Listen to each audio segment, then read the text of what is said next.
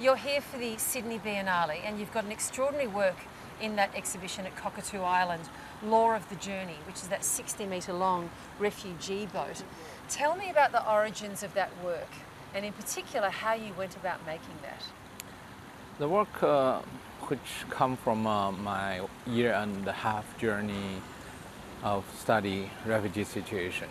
When I gained my passport after 2015, I went to Lesbos Island. In there, on the shore, I see boats after boats, the refugees coming. Sometimes you can see 20, 30 boats at 2, 3 o'clock in the morning in the dark ocean. Yeah. So that experience really struck me. And I decided to move my studio to Lesbos and started the film, which we traveled 23 nations and visit 40 camps, interviewed over 600 people related to the issue. And that about 900 hours of footage become a film, Human Flow. The officials came here and told them, look, there's no way you're going to get papers to continue. Either you go voluntarily or we arrest you.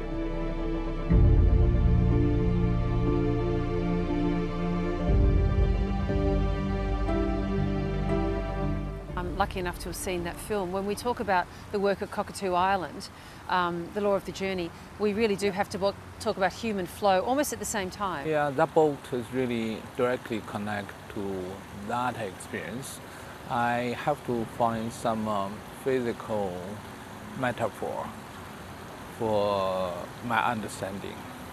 The boat is very long, 60 meters long, contains over 300 figures, and made of this inflatable rubber, which is the boat refugee take.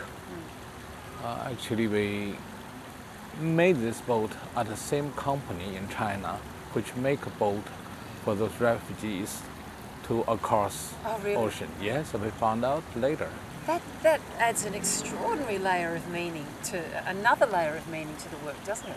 Yes. Was it a difficult moment for you when you realised that the work was manufactured in the same place? It's almost you're shocking. You physically feel, how could that be, in China? A quote of yours, I mean, there are many quotes of yours that I remember over the years, but one in particular that's always stayed with me is, without prison, the beatings, where would I be? And I wondered, particularly given the way that the refugee issue has so captured your artistic attention, do you feel that you share something in common with the persecution of refugees? I share a lot of things in common. When I was born, my father was exiled. We have to move away from our home. Yes, you were forcefully, exiled so early, yes. Yeah, to the most remote area in China, a Gobi Desert. And I spent with my family 20 years in there. My father is in hard labor and re-education, to be re-educated.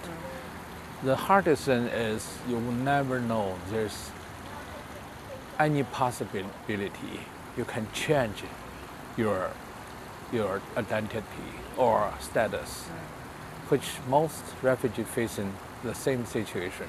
I wanted to ask you about China in particular and the way China is in relation to Australia. We have a big national conversation going on here about Chinese influence here, about political influence, about paid influence, and perhaps even Chinese students here being trained to spy against Australian interests. Do you have any advice for us on how we should handle the thing that is China these days? China is a big market, and nothing can really stop China growing except its internal problem, the deep problem. China is a nation still, after 60 years, 70 years in control, doesn't trust its own citizens. Nobody have any a voting ticket. And it doesn't have an independent judicial system. No free press, freedom of speech. Right. Everything's controlled. So to handling yourself, make deals with this kind of nation, you have to be very careful. Do you like living in a culture like the German culture? Do you enjoy that? I enjoy the part I don't speak German. So I completely sailed from the so-called culture there. So you're living as I a real cannot outsider. Yeah, I cannot even talk to a Turkey taxi driver. I cannot pronounce the address of my home. Every time, I'm so threatened. They may stop the car.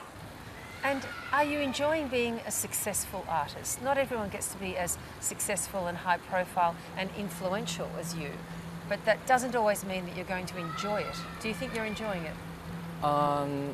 I enjoy some part of it. Which parts? The parts I enjoy is I still can use that to give a right message. I think I'm speaking for the people who has no chance to speak out. Ai Weiwei, it's always a great pleasure spending time with you. Thanks for joining us. It's so nice to talk with you. Thank you.